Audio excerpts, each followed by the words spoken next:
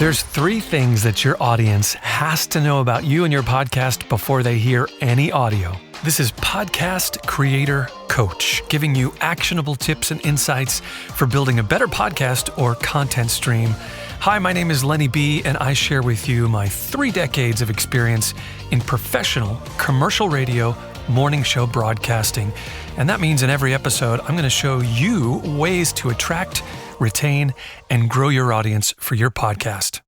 One of the most important things you have to do to set up your podcast to be successful and grow your audience is branding. Now, beginners need to hear this because it's critical. Experienced podcasters need to hear this because you might be doing it wrong, or there's actually ways to improve whatever you're doing now, and I'm going to show you what I mean. If I go to your podcast, wherever it's available right now, no matter what the platform is, if I go and check it out, before I even hear any audio, before I hear 3 seconds of the audio that you have, as a first-time listener, I want to know, what's this podcast about? And if I listen, how is it going to benefit me? How can it help me? How, if I listen, can it solve a problem that I have as a listener? And would listening interest me because I'm passionate about whatever your podcast's niche or subject is? Branding properly is so important because your first impression tells new listeners, if they're in the right place, to get something that they're interested in.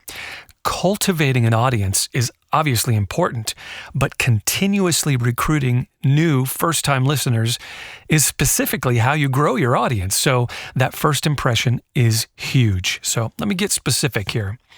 Before anyone listens or watches any of your content, your name, your show name, the description of your show, and even the logo or image must simply and clearly set an expectation for first-time listeners.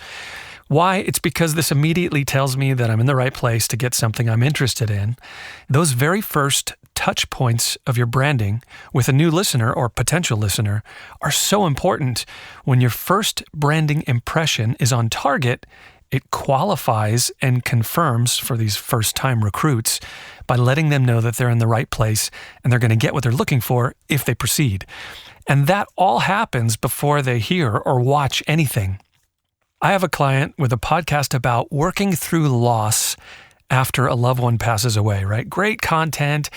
There's a huge community. It's produced well. She's so talented. It's just a great idea, a great podcast. Everything was there to help others going through grief after losing someone.